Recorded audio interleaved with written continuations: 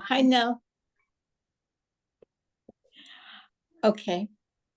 So I think we'll get started. Welcome, everybody. We're so glad that you're with us today. We were actually hoping to share some information about the cash bail system with our BUC congregants, but it turns out that we have in our audience members of other UU churches, as you've been putting in the chat, which is lovely. And we also have members from other organizations. So if you put it in the chat, we'll have an idea of where everybody comes from, which would be really nice. So welcome again, everybody. And as members of the social justice team, we are hoping that we can help all of you learn a little bit more about the cash bail system. Just a quick intro on how we got to this point. Some of us from the social justice system at BUC is Birmingham Unitarian Church, we started to work with Michigan Liberation a couple of years ago. Michigan Liberation is a statewide network working to end the criminalization of Black families and communities of color in Michigan. It's dedicated to ending mass incarceration and transforming the criminal legal system. One of their initiatives is to end the cash bail system. The cash bail system is under scrutiny in Michigan as well as other states. Some of you may have heard about that. Cash bail touches on both economic injustice and racial injustice. Michigan Liberation partners with many organizations to address these issues, and one of them is the Detroit Justice Center. Rubina Mustafa, our presenter today, is a senior staff attorney at the Detroit Justice Center. Rubina will help us understand how the cash bail system works, how it harms people, and what needs to happen in Michigan to address these inequities. Rubina has had 29 years of legal experience and has a wide range of experiences in all matters of the law. So one more thing, we will have a Q&A at the end of Rubina's presentations. You're welcome to raise your hand, the chat hand, or you can put your questions in the chat during that time when we have the Q&A. During the presentation, however, we hope that you will give your full attention to the information that Rubina will present.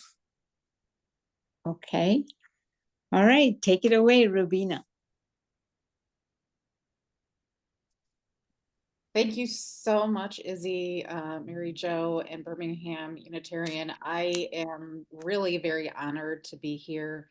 I feel that I am today just voicing what our wonderful collaboration with Michigan Liberation and other social justice organizations such as yourself believe in and stand for. I want to help answer questions and probably clear up some confusion, and also give us a clear sense of direction moving forward. I welcome all questions and even really feedback. But I'm going to get right into the presentation. And I do a lot of Zoom presentations, but sometimes I'm a little awkward in the sharing. So I'm going to go ahead and start sharing the presentation. And I want to say, first of all, before anything, much praise to my dear friend Nell Hearns, who is with Michigan Liberation, the lead bail organizer and lead organizer and bail program administrator, for sharing such beautiful slides with me that I'm also going to share with you. So this is really, truly a joint effort of our organizations, because we've worked so closely over the last 5 years together on these issues. And so, like I said, I'm just voicing what we know collectively, what we worked so hard for, and hopefully can get much more progress in the future. Okay, let me do this correctly. I was on the wrong tab. Um,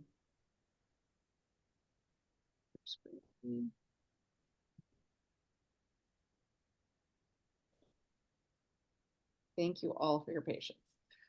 Okay. So as I said, and as he said, I'm with the Detroit Justice Center. We've been, ending cash bail has been at the forefront. We talk about it as bail reform, but really it's about ending cash bail. And I'll go into why that is truly such an equitable concept. But we've been partnered with Michigan Liberation on this issue, but we've been so immensely honored to work with them on the Michigan Black Mamas Bailout Initiative that will also occurs every single year. They also did a Home for the Holidays initiative, and they do wonderful work with people, not only in ensuring their freedom in this oppressive system, but really connecting with people and demonstrating that we don't need this oppressive system in our criminal punishment system.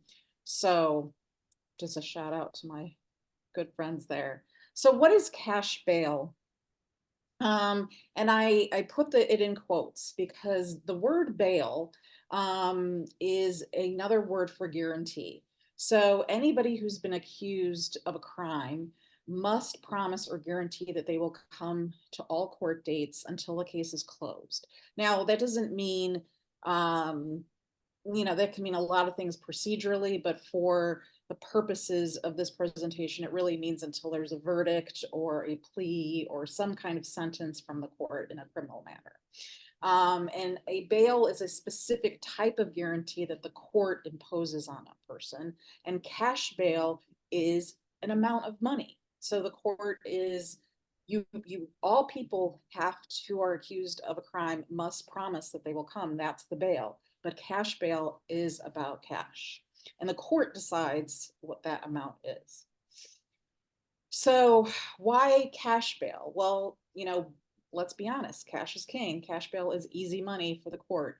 A person can only be released if cash bail is satisfied with cash, which means freedom equals cash to the court. Judges can consider non-money alternatives. It's in the law, it's in the court rules everywhere, but most of them don't, because it's easy to say $500 and you're out, or they have a captive person in the jail cell who can stay there until and be at all court hearings, or just pay $500, you get to go home. But if they pay the cash bail and they don't show up for court, the court keeps the money. So it's very, very convenient for the court. This is all about convenience. And again, bail is just a promise you're going to show up to that next court date. And I don't think people, even who are incarcerated, really understand that that's really the only thing that bail is.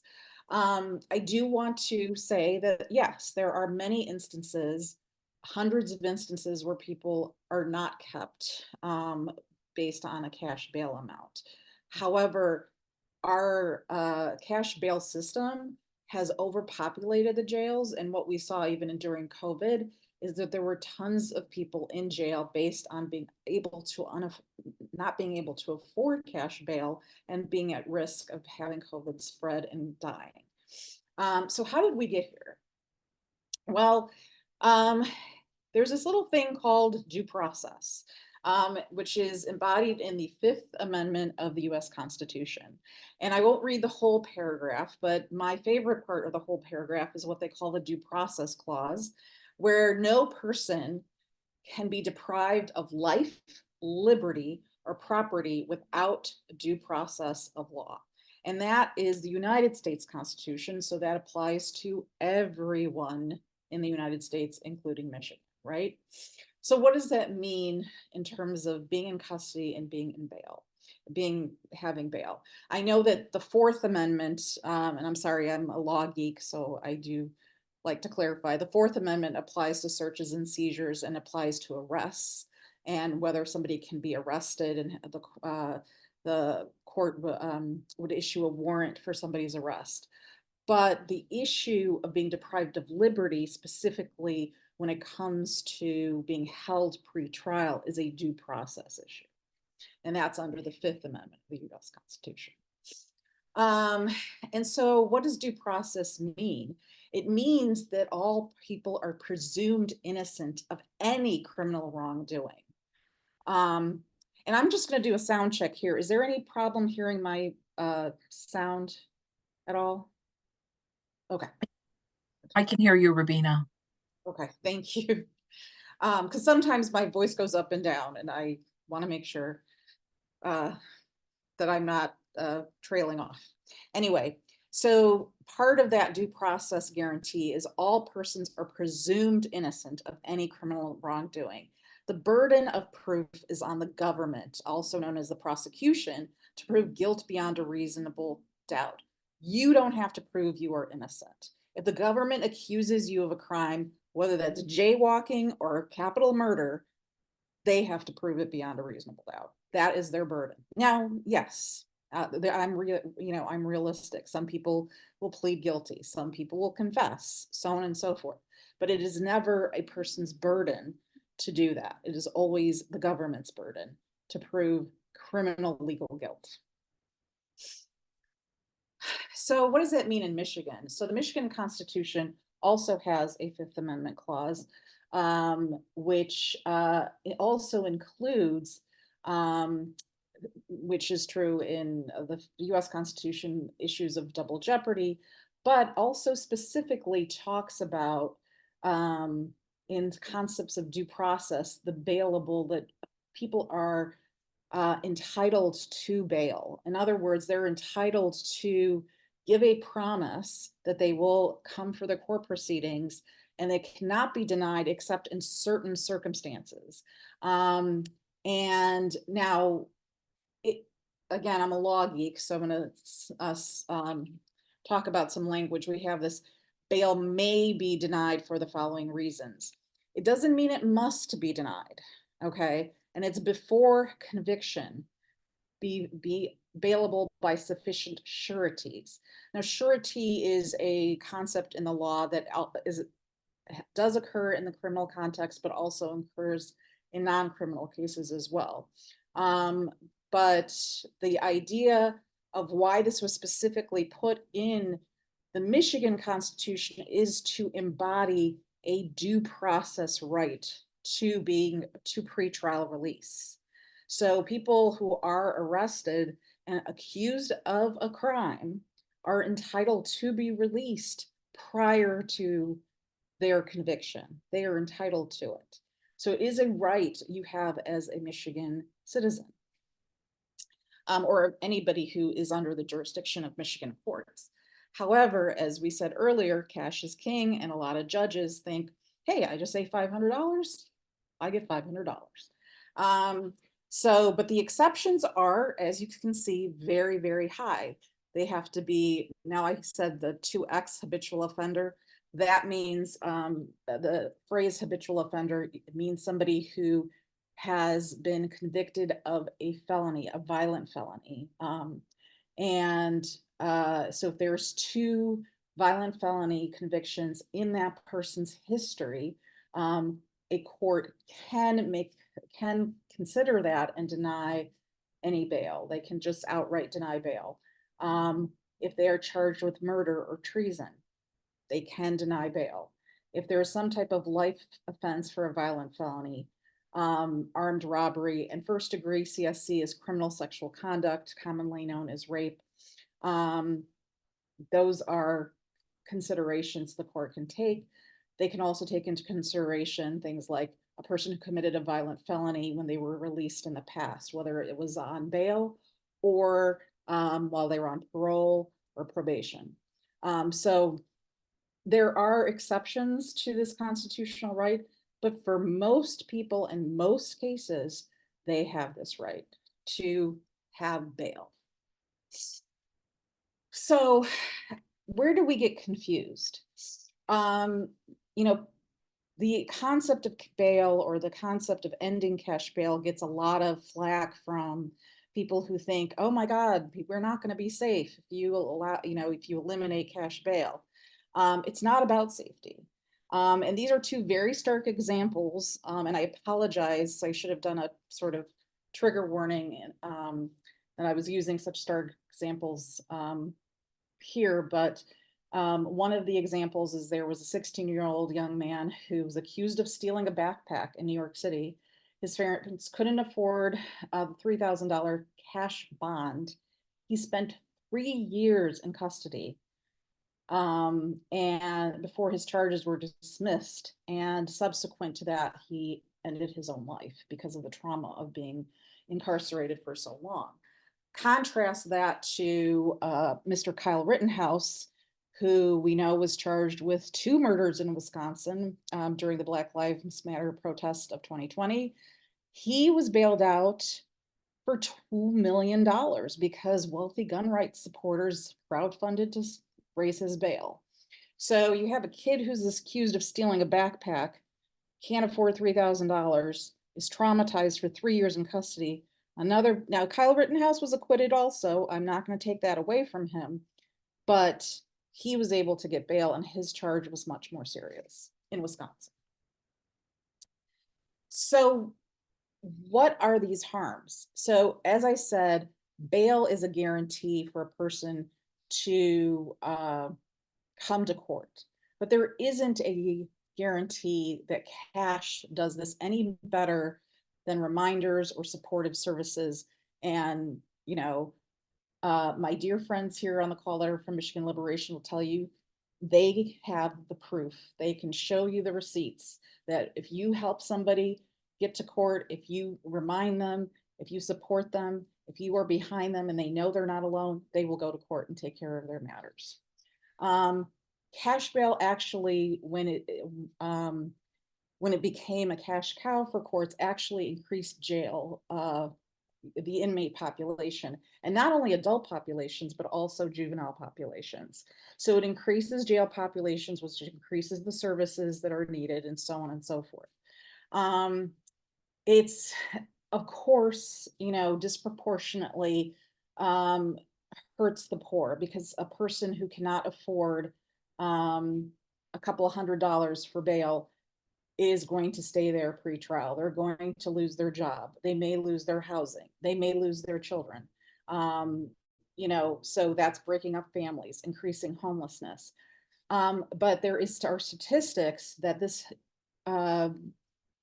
harms people even after their cases are closed. And I actually, the uncash bail policy of the Washtenaw County Prosecutor's Office actually cites some of that data in their public statement about ending cash bail. There is, I believe, either Internal Revenue Service data or other data that supports that people who have not been able to afford bail, not just anecdotally, but overall, the trajectory of them ever getting back on their feet, just because of not being able to afford bail, is damaged for many years after their case is closed.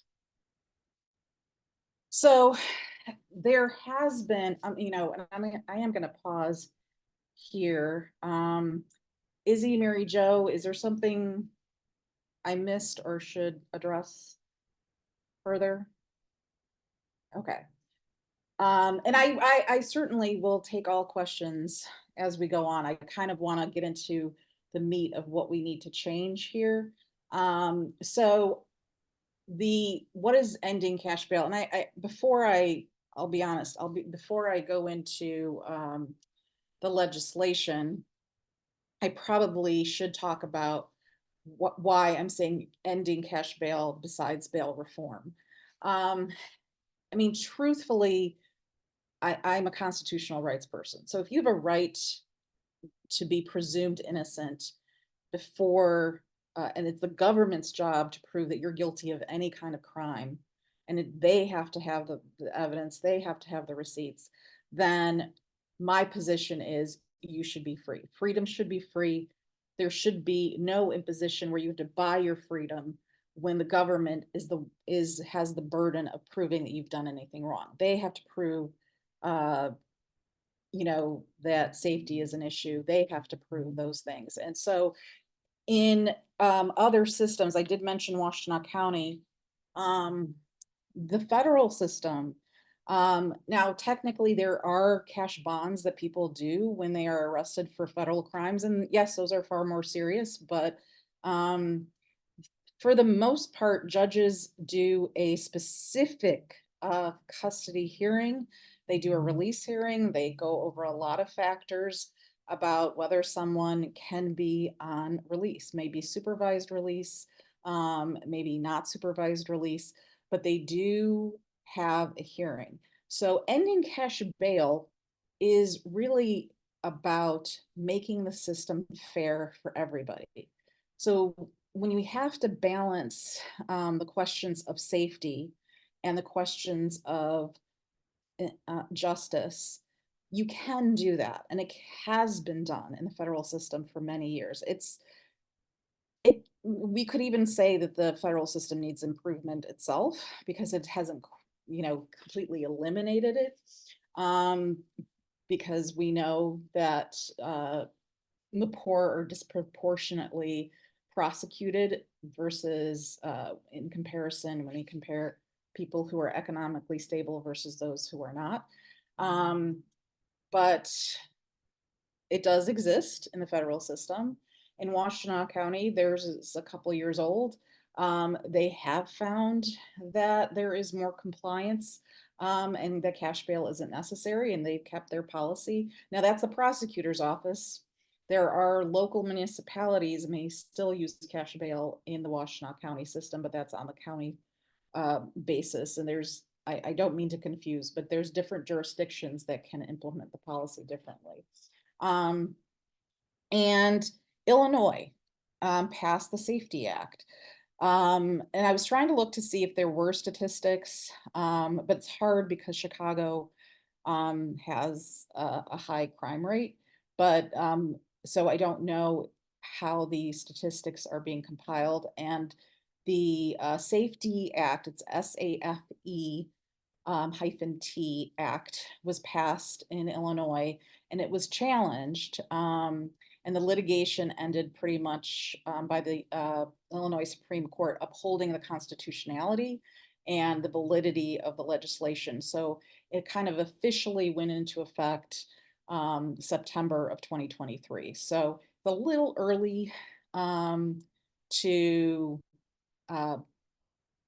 say what the data will show in Illinois, but part of what was successful in Illinois is the individuals who were on the ground like we are fighting for the end of cash bail really brought the receipts and really brought the facts that this bail question isn't about safety. This bail question is only about guaranteeing to appear for court. It doesn't take away any powers that the courts or the prosecution or the police have to hold people accountable for their behavior. Cash bail is only about cash. So having said all of that, I'm going to transition to another PowerPoint. So please be patient while I get to that point.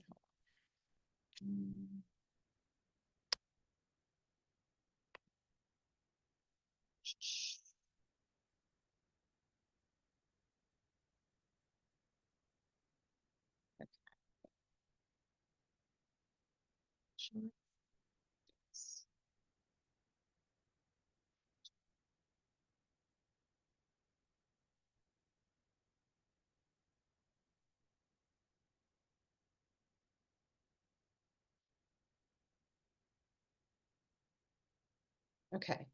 Can we see that okay? Okay. Yes. So the cash bail bill package that was introduced in 2023 actually never got a committee hearing, which is sad. I believe that this is, and now correct me if I'm wrong, the fifth time these bills have been introduced in some form or fashion. There are a lot of things it addresses. So I told you what bail was and what it wasn't. There are different circumstances. Uh, Here, let me.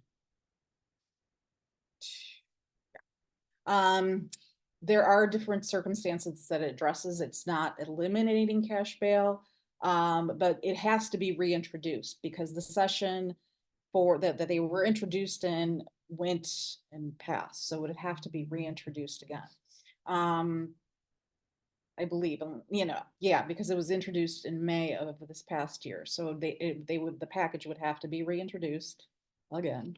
But there are a lot of positives in terms of restricting the use of cash bail and using other release conditions. Again, it's not abolishing bail outright. And if they get reintroduced and there are some changes to that, there are some changes we would like to see, but we may see things that are not things that we like. But I'll go into a little bit more, and I have to give credit to um, Erin Keith, who is our managing policy counsel at Detroit Justice Center, who speaks on this all the time, and I'm sure she would love to be here, but she's on sabbatical, so we're going to respect her leave time, and I'm pitching for her here today. But one of the limitations, this serious limitations, again, we were talking about safety, the court shall have hearings. So how I was saying in the federal system, they actually have release hearings. That would be required in Michigan. They would require hearings where the court has to make a determination if they are going to keep somebody in custody with a cash bail requirement, that there are these risks. And that includes a risk of non-appearance, like they never show up to anything, or that they would, or absconding, which is taking off, that they will be a harm to another person, like in cases of domestic violence or into the community. They there are definitions of personal harm or the community at large, which can be problematic if they're not given a proper consideration, but they are considering at least having the release hearing consider these factors. They do consider the violent, whether it's a violent or assaultive offense, whether it's a serious misdemeanor, whether, what the charges were, but they must also consider, let me see.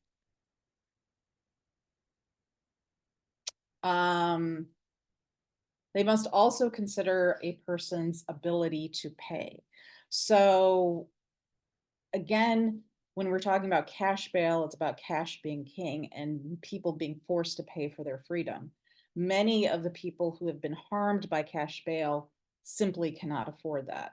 So the goal of ending cash bail would not require cash for that. But if the court is going to require any financial obligation on the part of the accused, then they must do so with considering a person's ability to pay.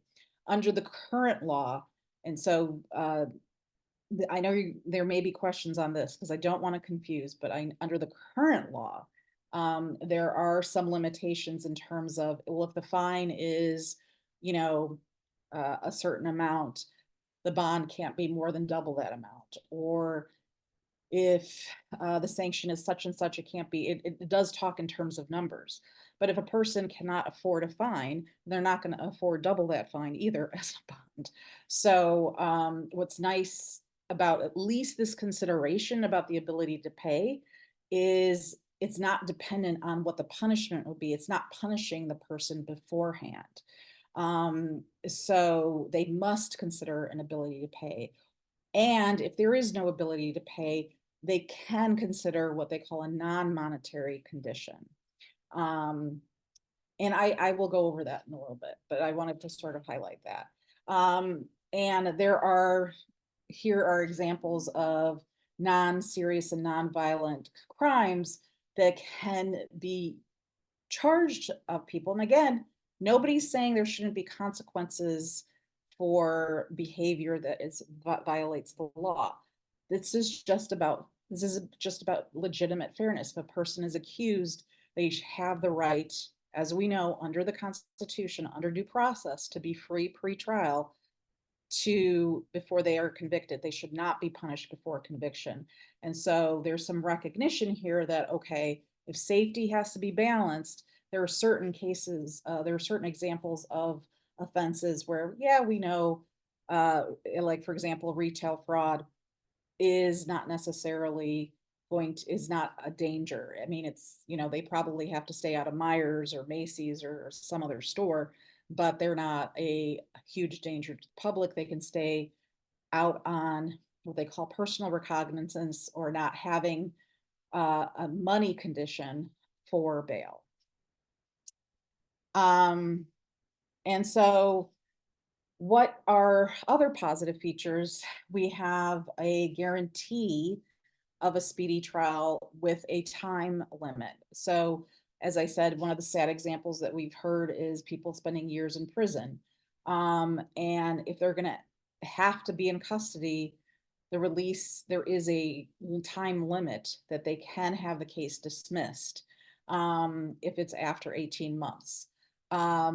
They will be more clear about what non-appearance is before rather than absconding. And those are legal terms, but non-appearance actually was an issue in the 2020 reforms. And we did try, I know we all have talked about it, we did try to get that reform legislation to basically say no warrants would be issued. But the most they would give us was that warrants would be used much more sparingly. So for non-appearance, the assumption would be the person didn't get the notice, they didn't have a chance, they would call the court, they wouldn't have, so for non-appearance, you missed your court date, basically, they would not issue a warrant. Whereas absconding is a different definition. It's a definition of you knew you had to be there. Like the judge said, come back tomorrow. You said, okay, judge, I'll come back tomorrow.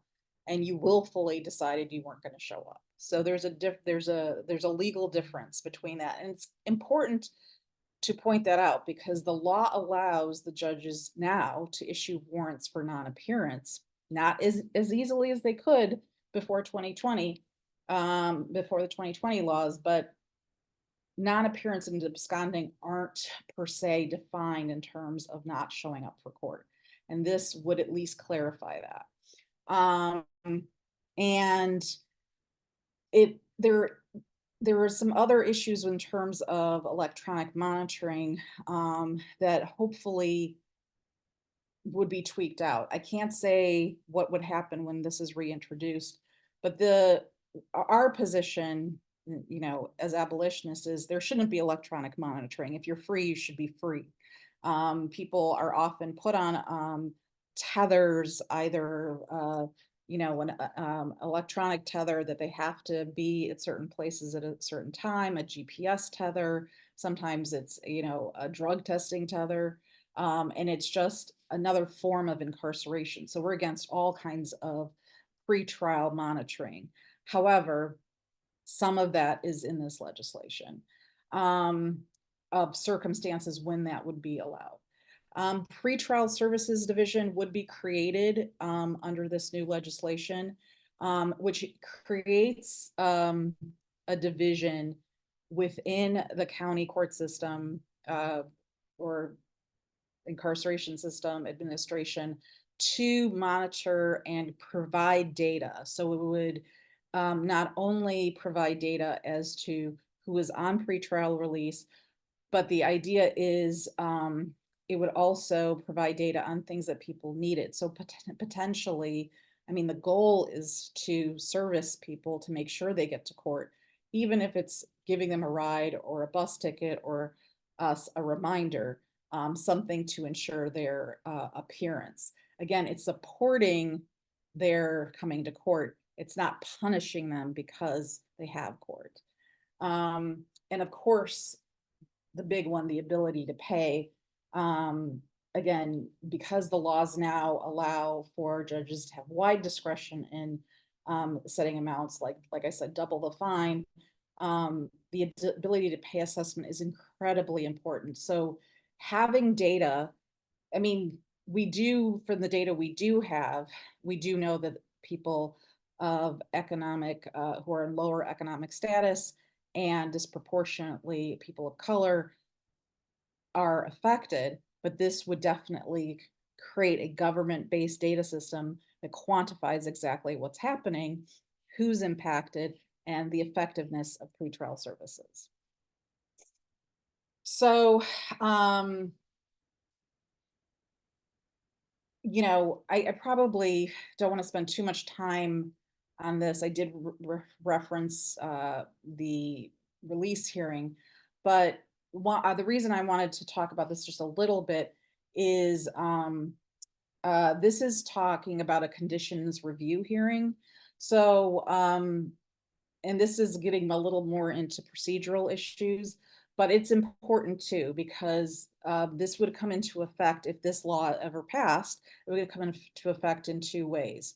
So the first way it would come into effect, and this is what's happening in Illinois right now, is that people, because there's no cash bail now, the courts are supposed to have a review of people in custody to determine their conditions, to determine whether they're eligible for pretrial release, and consider certain factors. This is this language that you're looking at on the screen is from the Michigan bills, and it gives some idea of what would happen in this situation where Michigan passed an cash bail statute. But the other piece of this is looking forward, going forward, that if there was an encash bail statute and a person was denied bail or did not have the ability to post the cash bail that was set for them, there would be at least the opportunity after 60 days for them to have a review hearing before the judge to determine whether they were entitled to pretrial release, if they were a risk, and so on and so forth. So it has two functions, and I know that's getting really into the weeds of like, you know, court procedure, but it is an important component because some of the harm we've seen of people having to stay for very long periods of time is there's very rarely an opportunity for them to challenge their pretrial incarceration. So I know I was kind of referencing this as I was talking, but the definitions of, you know, personal harm to the community at large, you know, it may not restrict those situations. So for example, and the one thing that comes to my mind is people who might have mental or cognitive disabilities. You know, oftentimes they are disproportionately arrested and you know, categorized as dangers when they actually need resources and help. So, you know, rather than giving them harm, are they going to stay in custody because that's safer for them or others? And in terms of juvenile adjudications, as we were talking about, they use past history. How are they going to use that? And it's not always clear in legislation how that happens. The spree trial length, again, freedom should be free. Why are we talking 18 months? So that can be really long. And in terms of, you know, sort of, you know, the factors that they're using, so I know there's been proposals of using risk assessments and, you know, the person's criminal history or whatnot. That isn't always the best tool to do that. And there are people who are sometimes convicted of violent offenses when they weren't the key person. They may have been a co-defendant. They may have been involuntarily charged. They may have pleaded because they had to spend jail too long. So yeah, I'll plead to armed robbery if it means I'll get out sooner. So those are also imperfect tools.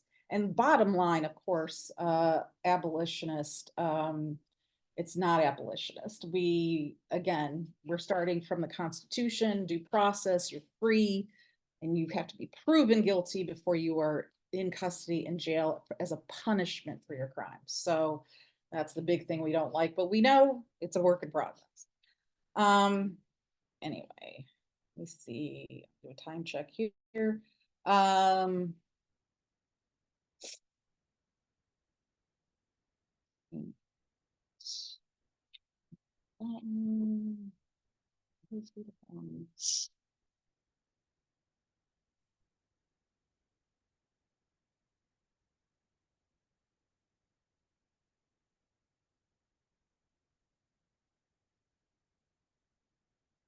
So I'm gonna go back to this presentation. Thank you for your patience while I'm navigating Zoom. It's very much appreciated. Okay. Hit the wrong one. Let me try again.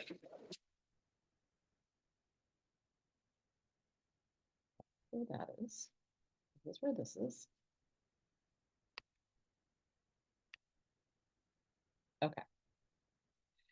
So we did talk about how the proposed bills limit cash bail.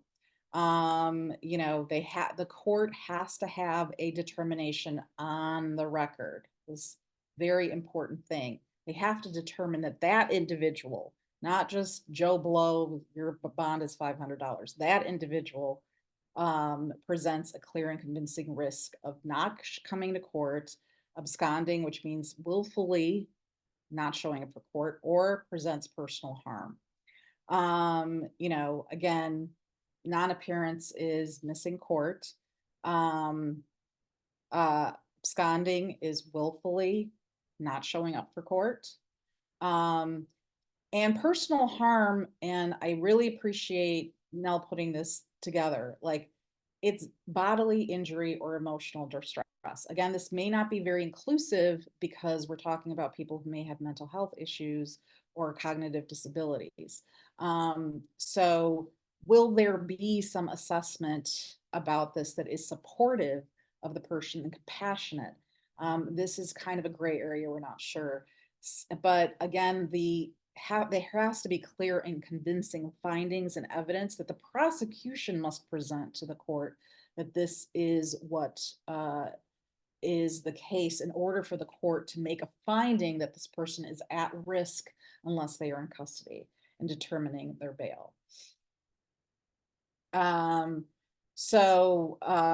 that drug use by itself is not considered a community harm. It's an improvement, again, in considering a compassionate response to people's needs. So we have a little bit better definitions of these things. If there is no risk, then they get to be released. Their freedom is free. They can be released on personal recognizance, which means no cash is required for bail. There are conditions for pretrial release, but cash is not one of those conditions. And they must use the least restrictive non-money conditions. I did refer to electronic monitoring before. There are a lot of courts that require payment for electronic monitoring, which is essentially you're putting them back in the same position as cash bail. So they could have no bond, and we've seen those cases where people have no bond, but they have to pay for their monitoring. And since if they can't afford it, it's the same thing as cash bail. So this at least is saying, non-monetary conditions of release.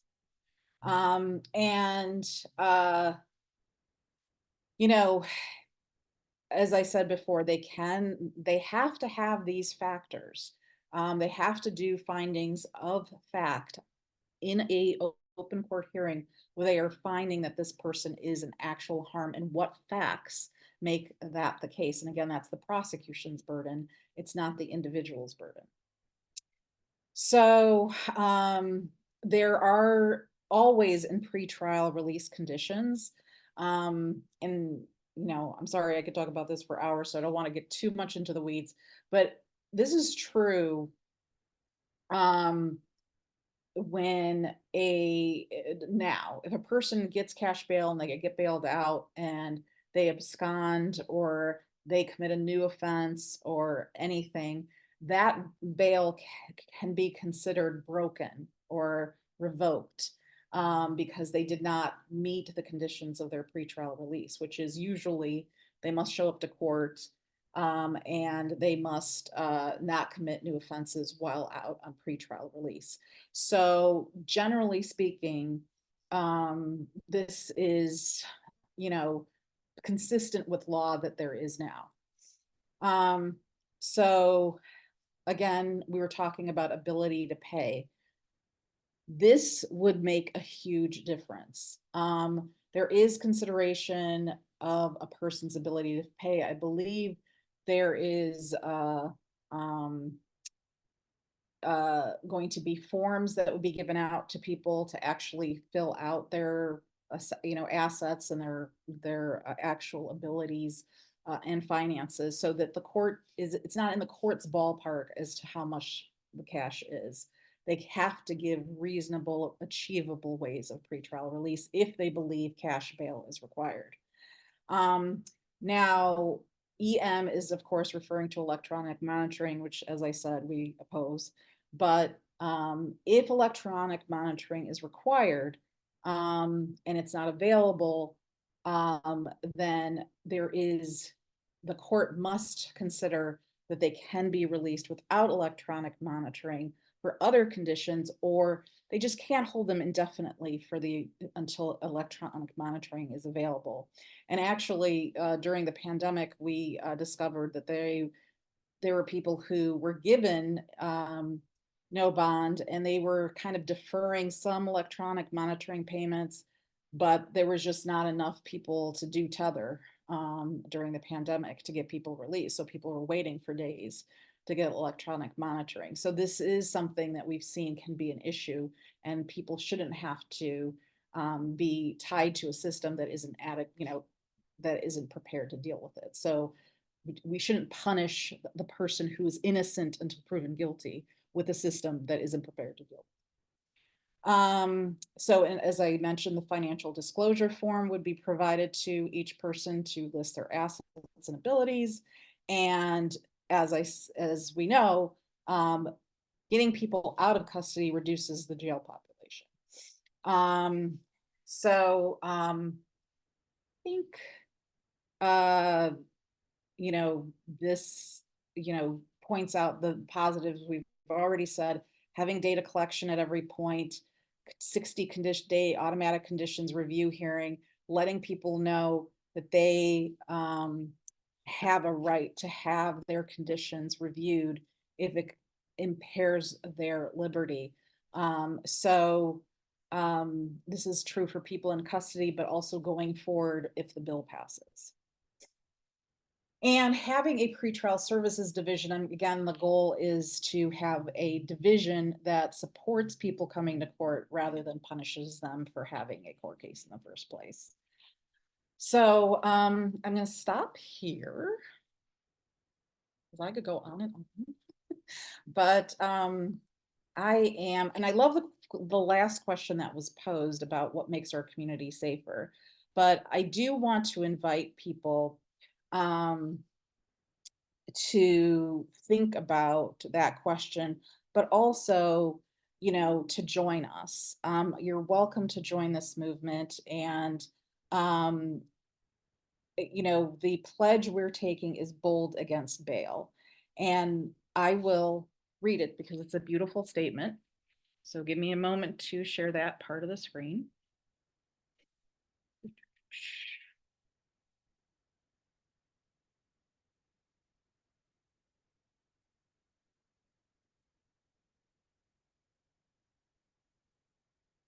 And I will also share the link, but I want to first share.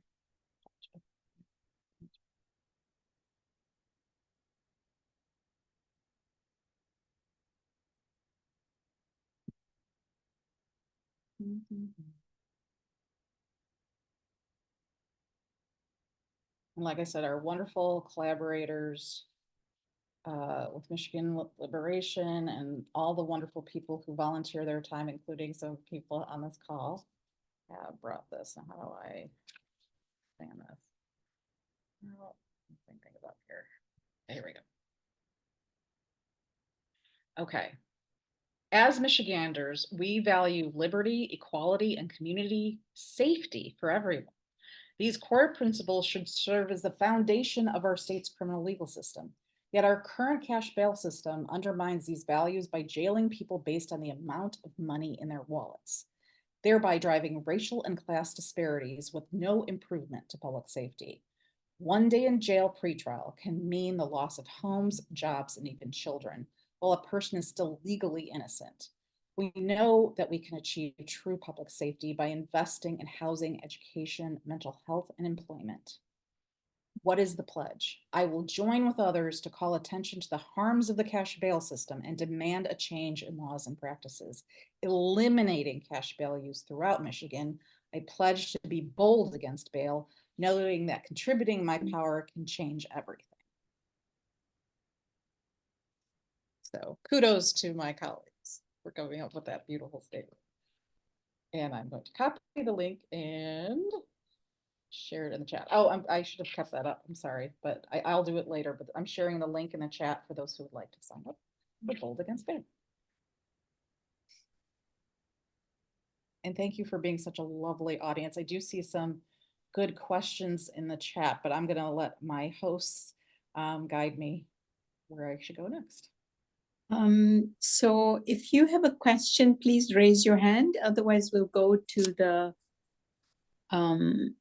the chat and see if there's any questions over there. So I'm not seeing any hands right now.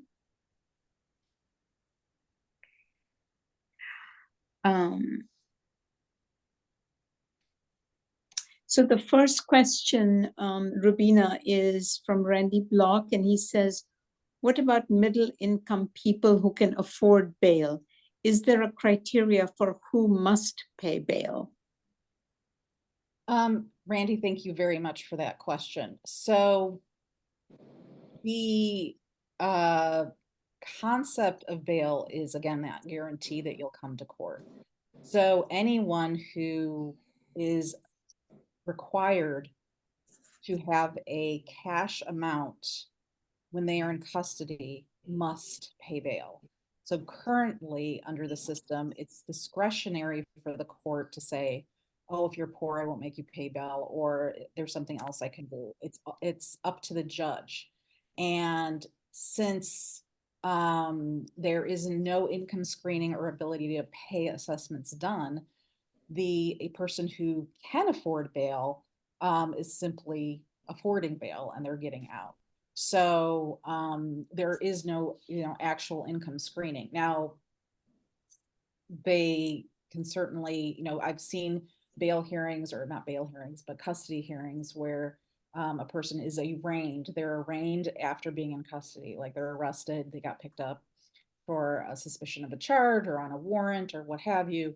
And they'll say, oh, I'll lose my job, I do all this. Those are things the court can consider, but they usually just set an amount and they don't ask, there is no actual assessment of income.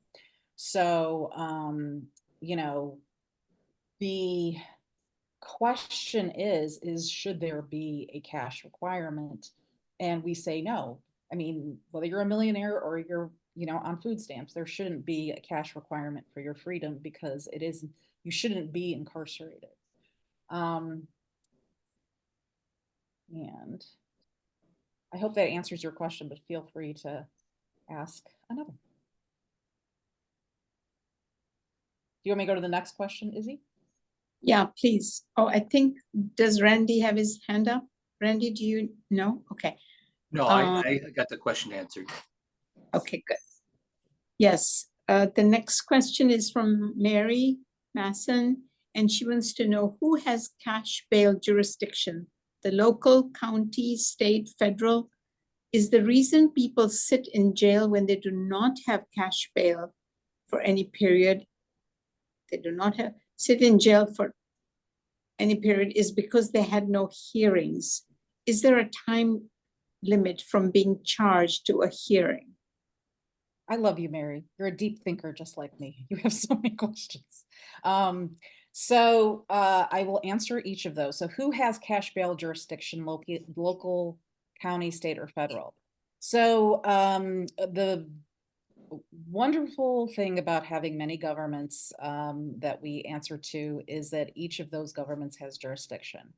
And if they have a criminal enforcement system, then that particular system. So for example, if it is a city offense where it's under the city code, then the city court and the city judge would have jurisdiction. If it's a county case, which most felonies are, so just, I'm sorry, I like the geeky stuff, but under most laws in the country, including Michigan, felonies are usually things that are punishable by more than a year of incarceration. And most of those would be prosecuted at a county level or something similar to a county. Now, county prosecutors can prosecute people for lesser serious offenses, misdemeanors, and so on and so forth. But for the most part, their jurisdiction is felonies. And in Michigan, the felonies are prosecuted in the circuit court, but they do start in the district court. And I'm sorry, I'm going into procedure. But if a person does violate city ordinances and they're being prosecuted in the local court or the city court, it's that court that has jurisdiction. Where it gets confusing for people is, let's say in Detroit, a Detroit Police Department person arrests somebody for a felony. Yes, they're a city officer, but they are arresting them for what is a state felony. So it's the charge, the seriousness of the charge that determines the court, not the arresting agency. So it could be an arresting agency that is the city, but it's because the charge ends up being a state case, it ends up going to the county prosecutor. And in federal, similarly, federal crimes are prosecuted by the U.S. Department of Justice and the U.S. Attorney's Office. It doesn't mean that it's somebody, very rarely do you see a lot of people being prosecuted both in the state and the federal system, but I've had clients prosecuted in both the state and the federal system. So they do have independent jurisdictions. Is the reason people sit in jail when they do not have cash bail for any period is because they had no hearings? Actually, no. Generally speaking, there is a timetable that courts are supposed to follow. So generally speaking, for most jurisdictions, there is that first hearing, which is called the arraignment. It can also be a release hearing if a person wants to discuss release, but it isn't mandatory to talk about release. I mean, generally, when I've represented clients, it's been like, Your Honor, my client's in custody, can she or he be released on bond? And the court, again, it's up to the court whether they want to consider other factors, consider non-cash items. It's very discretionary. There's nothing mandatory at this point for them to consider things besides cash. They're allowed to, and they can, but they don't always do it. But most often they don't. So they do have hearings because they have to, after being arraigned, then they have pre-trials where they might discuss evidence, they might discuss a motion schedule. So there's a lot of different parts of the procedure before a trial or a plea is entered. So there are hearings, and you can bring up custody issues at any hearing, but again, there's no mandatory procedure now for the courts to consider conditions of pretrial release or pretrial custody under the current system. It's discretionary with the court. And is there a time limit from being charged to a hearing? So the current, in the under the United States Constitution, there's in the Sixth Amendment the right to a speedy trial. It's never been actually defined what a speedy trial is. So it's been defined by each jurisdiction based on case law. In Michigan, there is a 6-month statute for the speedy trial. You could talk about a violation of speedy trial. But generally speaking, a constitutional violation of a speedy trial can be very difficult to achieve, because there are so many, like I said, pre-trial hearings that go along. And the case law generally says that, you know, like if a defendant files a motion, oftentimes I would file motions for my clients to suppress their confession or to suppress evidence that I felt was in violation of the Fourth Amendment, you know, and they could say, well, you know, you didn't have your trial in 6 months because you filed a motion, Attorney Mustafa, so you can't claim about a speedy trial. So it's not always an easy thing achievable. But there is the guarantee to a speedy trial. The constitutional amendment that I was showing, or the Michigan Constitution, Section 15, does talk about if bail is denied, then trial must commence within 90 days of the denial of bail. I'm sure, you know, there's been exceptions to that as well. Sorry. No, go ahead. One of the reasons I asked that question is, you know, I'm a victim of getting most of my information through radio, mostly PBS, television, newspaper, print. So you're not always sure about how the validity is of what you're reading. But in our Metro Detroit area, I've read several articles in the last year about where a person did an auto violation, like they had an expired driver's license, so they didn't have their sticker on their license plate. They were put in jail and sat there for months because they didn't have any bail money, and they lost their job, they lost their home, they had to find child custody care. So when I don't know if I'm using the right term, I'm going to say smaller crimes, nonviolent crimes, or whatever, they're treated the same as if I'd done something more heinous. And am I getting the story wrong when I say this? Was this a sound bites that I've read that are erroneous, or could there No, be truth to them? you're correct. I mean, so for example, that does occur. So what I can say is, for example, if someone, and I do a lot of traffic work, so I would say for the vast majority of my clients in the traffic court, they are not finding themselves arrested right at the traffic misdemeanor, right?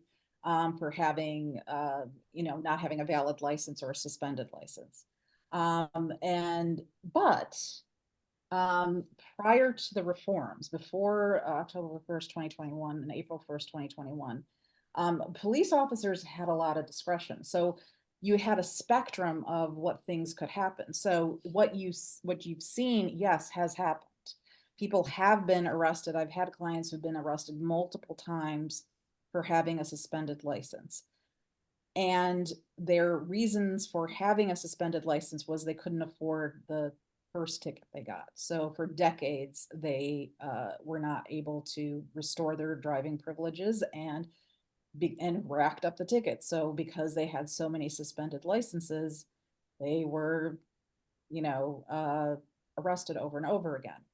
The reform specifically that came out of the 2020 reform legislation was for these non-serious misdemeanors, for non-violent crimes where they're not posing, again, unfortunately puts that discretion in the police officer's court, but it did at least discourage arrests in those situations. So it's like the message is getting across. How effective it is, it's hard to say because we've only got a couple of years of data, but the idea was just don't take people into custody because you can't, you know. And I can go into a whole bunch of Fourth Amendment stuff too, but that did occur. However, the reason it occurred is the reason you said, and this is why I love that you're such a deep thinker, Mary, is because they could, right? Again, cash is king, you know, because you can arrest somebody for a misdemeanor because the Constitution allows, if you have probable cause, that you can take somebody into custody and then require cash bail on their release. Because they can, they do. And it happens quite often. And these are serious. And so what we're saying is that doesn't make sense in a world where you're also saying a person is entitled to be presumed innocent, and entitled to be free. So why are they doing it? Because of the cash. And I saw some other hands, and I don't want to, Thank you. because I could talk to you guys all night. You're great. Yeah, I have several questions, Izzy, if there aren't any others that you're seeing. Yep, go ahead. So Rubina, I have several questions. First of all, a question for clarification. My understanding of a lot of what you were showing us tonight, like you were highlighting areas of legislation, for example, and some of the slides that came after that. My understanding is that that's what's been proposed. And Correct. it's not what we ultimately want. Ultimately, we just want no cash bail at all. But the legislation that's been proposed would be better than nothing, would be better than no change at all. Is that right? Yeah, yes. So, I mean, we have an abolitionist stance because, you know, ending cash bail is really the goal. There should be no cash bail. If, you know, I try to keep it simple. You're innocent until proven guilty. It's the government's job to prove that you did something. So if you're innocent, you should be free. You shouldn't be incarcerated and in custody and in government custody because you've been charged, because you are being punished, you know. And that also goes to the trial release conditions, like shouldn't have to pay for electronic monitoring, you shouldn't have to pay for drug testing. I mean, I've had people had to pay for drug testing for driving while license suspended, which has nothing to do with drug use. You know, and I'm sure all of you have known somebody impacted by it, you know. So the problem is that the system sort of reinforces itself. And, you know, and so if we end it, that takes away any of the discretion, right? They can't be like, well, this in this case, and what are you going to do about this? And what are you going to do about that? Right. Without understanding the basic, like, my religion is that you have freedom until you are proven guilty of something. So having said that, as strongly as I do and feel, this legislation would go a long way in recognizing some really important things. One being that pretrial freedom is a constitutional right. You know, it is saying bail is a right to everyone, and that it is an individual decision that has to be made to keep somebody in custody. There's something called like the economies of justice. That's a concept that gets thrown around a lot in appellate case law. And usually they're in state cases, and it's because they don't want to make the judges work too hard. It's the economies of justice. And so, you know, a sneaky way to get around that is to make their job harder. You know, if they had to arraign every single person and consider individual things for every single person in terms of custody, and have to write, you know, an opinion or have to be appealed or do all this stuff, maybe they'd let more people out on recognizance. But, you know, that's my little conspiracy idea myself. But having said that, truthfully, it is what is required. It is what is required that people get due process. No, it says it right in the Fifth Amendment. No person shall be deprived. No person, not one person, shall be deprived of liberty without due process of law. So everyone is entitled to this, right? So that's how we're getting our foot in the door, is saying you are violating our basic constitutional rights to an individual determination of our risk to safety. Are there situations, like for example, and again, I'm going to do a trigger warning because I know there's some violent people out there, right? So like a school shooting, right? And Ethan Tremblay was just convicted and sentenced to life without parole. You know, there was a lot of debate about whether he should have pretrial release. He was denied pretrial release, but because due to the charges. You know, am I going to be insensitive and say the people who wanted him to stay in custody were wrong because I constitutionally believed he is entitled to pretrial release? I still stand by my principles, but I understand there's a point for debate, you know? So it takes time to really point these things out. And I think more than a lot of the naysayers will point to examples that are extreme rather than examples of the vast majority of people that are harmed by this. There are many, many more people who lose their jobs, lose their housing, you know, and are financially unstable for years due to not being able to afford cash bail.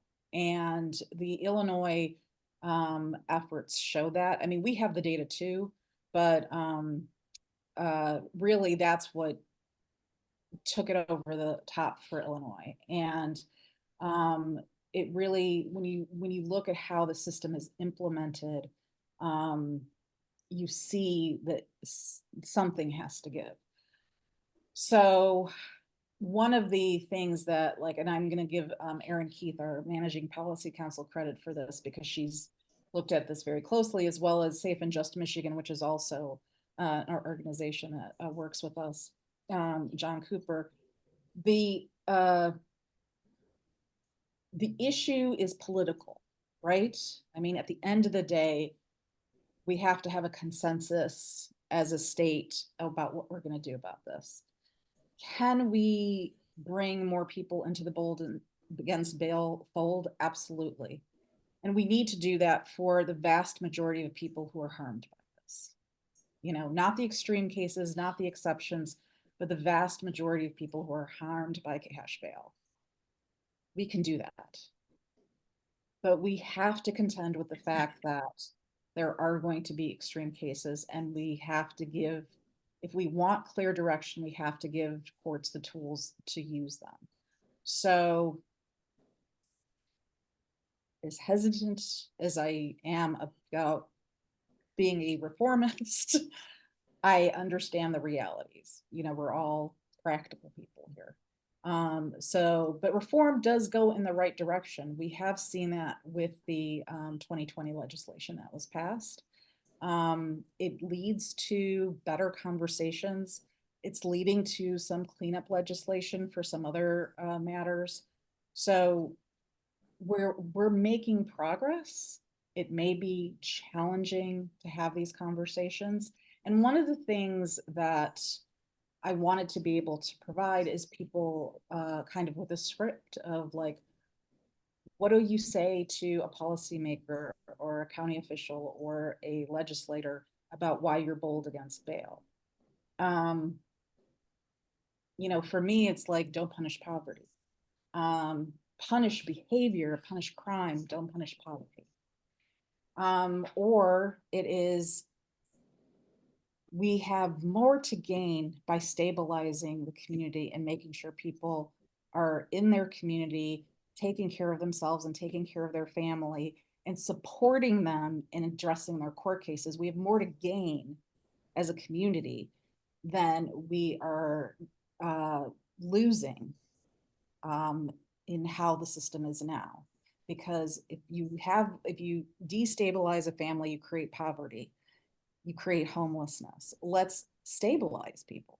You know, as Mary said, I mean, if somebody's in jail for driving with suspended license, how does that help anybody? It doesn't. So let's support them getting to court and resolving their case. There's other ways to give people consequences or pretrial release conditions or ensure that they get to court. Bail is just about getting to court. And there's 5-cent solutions for that problem. And they're spending way more than that to create even more problems in our community. I'm sorry, I go on and on about this, but please, any more questions? I have a couple other questions if no one else. I want to make sure others get a chance. I don't see any hands up. Go ahead, Mary Jo. Yeah, so Rubina, my next question is related to what you talked about here toward the end of that answer, and that is, what exactly can we do? Many of us who are here tonight represent larger organizations, and we are the conveyors of information to larger audiences. Um, who who is actually, like, how is this organized in the state of Michigan to get that legislation reintroduced and to get it to be as close to ending cash bail as we can get it, while taking into consideration some of the circumstances that you did mention? Are Detroit Justice Center and Michigan Liberation in the lead on that, or part of in the lead on that? Like, who is structurally, how is this working? Well, so on the ground, the grassroots, I'm gonna put Michigan Liberation on top, because the rock stars that are on this call with us, Ms. Nelson, are, I love my Michigan Liberation newsletter and communication, and all their social media really keeps me informed, lets me know what to do next. Safe and Just Michigan is another organization. Definitely our organization, Detroit Justice Center, but you will get a call to action from any one of the organizations, because we are in coalition with each other. We're side by side in this fight. There's also the ACLU of Michigan. Now, the ACLU of Michigan did have, has done some great work in terms of the settlement they had with 36th District Court, which actually eliminated, for like traffic cases, they eliminated the bond requirement. For new cases, unfortunately, they exist for old cases, but they eliminated the bond requirement for these traffic cases. There's great leadership, and we are all talking to each other, and we're all working together in coalition. So any one of those organizations, you could go to Michigan Liberation's website, Detroit Justice Center, and sign up for our newsletters to find out. But there is where I have really, again, such respect for Michigan Liberation, is that they've actually had the Michigan Mothers Day bailout, as well as the Home for the Holidays programs, and we've been able to refer clients and refer other people to them to actually get relief and put this data together of how supportive services are. So, and of course, wherever you are, I'm happy to, talk to your members and your networks. But the important thing is that we talk about it, and we are, the concept of being bold against bail is really being bold for the community. And, I have been in front of less friendly audiences. You guys are wonderful. But generally speaking, the concept is what I hear from naysayers mostly is, what about the victims? What about what's going to happen to the victims if we don't, protect them?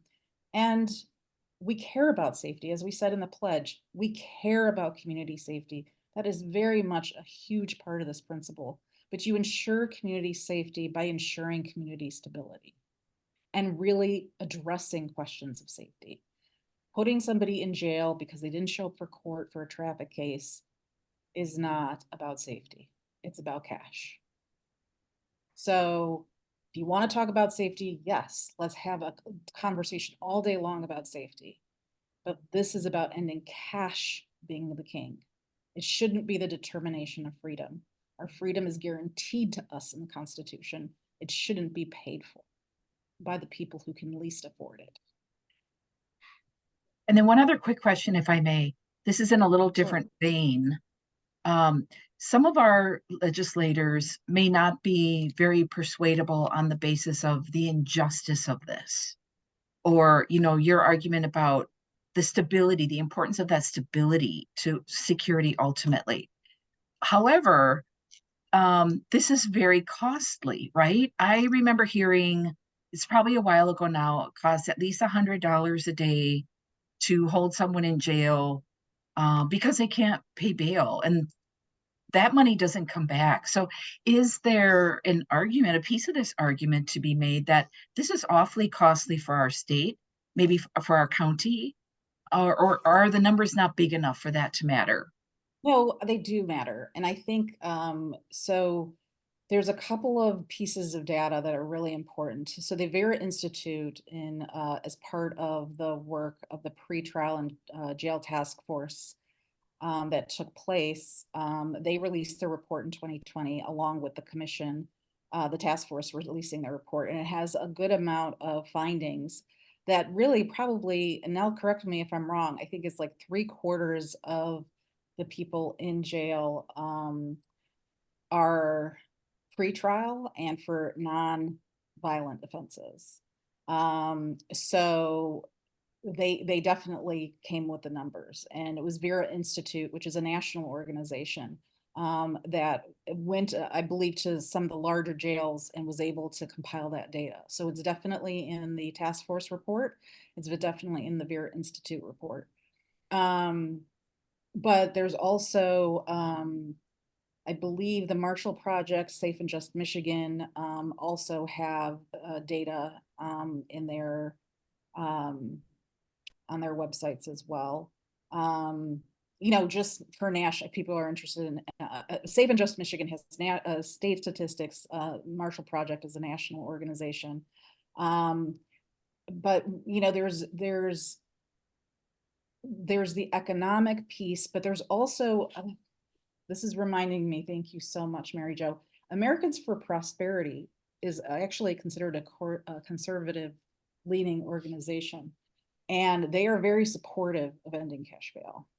So, you know, for sometimes when, you know, you're looking at alternative arguments, you know, it might be helpful to refer people to organizations that they may respect more than the ACLU or Detroit Justice Center. I don't know why, but Americans for Prosperity is conservative leaning, and they very much support ending cash bail. And there are quite a few conservative leading organizations that do also support ending any court-based debt as a use of the criminal legal system, because it does have such a negative impact on the community at large, to the economy at large. One of the other projects that I do and spend a lot of time on is the Road to Restoration Clinics, which is a project with the Secretary of State's office and private law firms like Miller Canfield, but also DTE Energy. And the reason DTE Energy got involved, as well as other employers are coming on the bandwagon, is employers are having an incredibly hard time keeping and hiring people because they're just thrown in jail all the time for, you know, these minor offenses. So incarceration for somebody who needs an economic argument affects the economy. It affects just the running of the economy because you don't have people out there to work. So yeah, it's, you know, this is really bipartisan in many ways. I think, you know, our political landscape is complicated, but there is so many similarities in terms of what people agree on. People agree on people being self-sufficient. They agree on them being accountable. But they also agree on things being fair. And a person's ability to address their court matter shouldn't depend on their economic status. You know, and if the conversation is about safety, it should be about safety, not about what's in their wallet. So But hopefully, what we're looking at now, one of the things that was great in 2020 is we did have this bipartisan reform effort. They didn't quite, the bail package was introduced then, but it didn't quite make it there. It never got to a committee hearing for some reason in May of 2023. I mean, the session was ending fairly soon. And, you know, and I'm not saying that there aren't, you know, I mean, there are people in both political parties that support this, because there is bipartisan support for it. It's just that right now we're going into an election year. Well, we're in an election year, which is very politically charged for so many other issues. And, you know, we know that the winds of politics tend to be very sharp in an election year. So the question is, how do we let our legislators know and policymakers know this is important? And I've found that over time, when they hear from their constituency and they hear from people in the community, that this is important and this needs to be addressed, it will be addressed. So for example, recently in the juvenile justice space, they were able to eliminate a lot of fines and fees, because this was something that was impacting many, many people all over the state, in terms of having this incredible court-based debt for cases in the juvenile court. And it just seemed that didn't serve any purpose. That's not the purpose of the juvenile court, to raise funds for the court. So why were these being imposed? But it took lots of conversations, lots of organizing, lots of pressure from the public to their elected officials to say, hey, there's too much going on here, like stop. So grassroots organizing, what you guys do and what you talk about, is really meaningful. And it's, you know, I tend to hear what people have to say, and I'm willing to work towards a consensus, but justice has to be the outcome, right? And so how do we get to justice? There's some people we're never going to convince.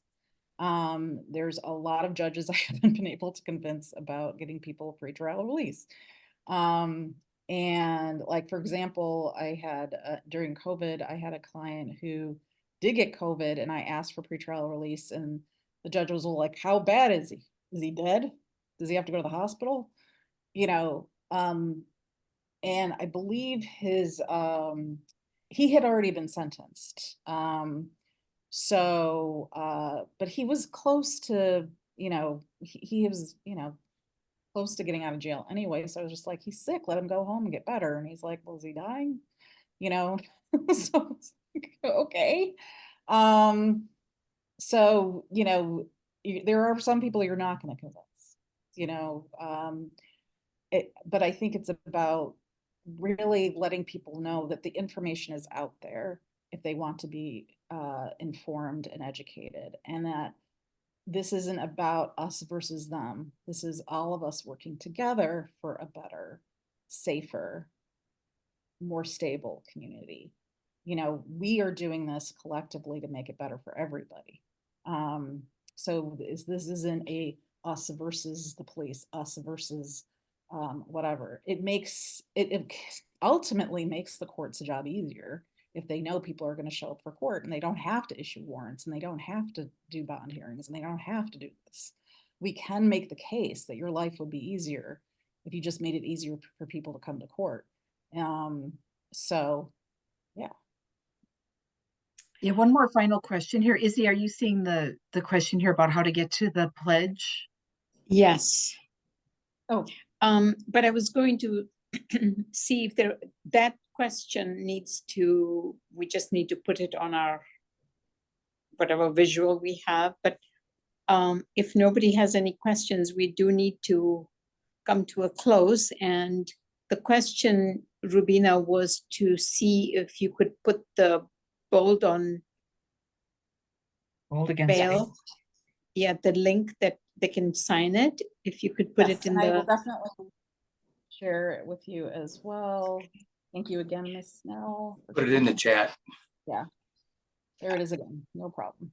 Okay. I think she couldn't open it, so she wanted you to see if you could put it on the, Oh, on the screen. Okay, sure. yeah, on the screen, because she couldn't see it. Yeah, and we can also, if it would Mhm. be helpful to people in our audience today, we could send that out through email to you Yeah, as a follow-up That's to this tonight.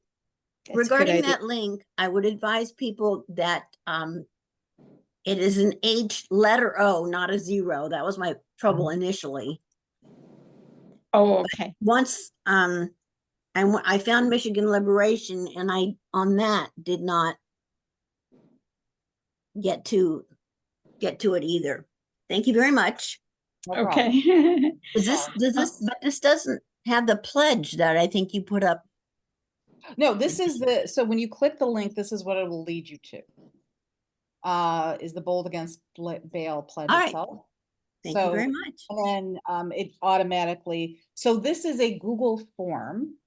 And so it will automatically identify, like, this is my email address. So it automatically identifies this address. And then you put in your email, and then you hit next. I've already done it, so I don't know if they'll let me do it again. You know, just put in your information and how did you hear about us. And I think it's a pretty simple form. My recollection was it took like less than a minute to do it. But Thank you. yeah, it's a Google form. Now, I don't know if that means, now, does that mean they have to have a Google account to sign it, or? Okay. No, No, If they scan that QR code, it'll take them directly to the pledge also. Let me pull that up again too. Thank you, Deborah.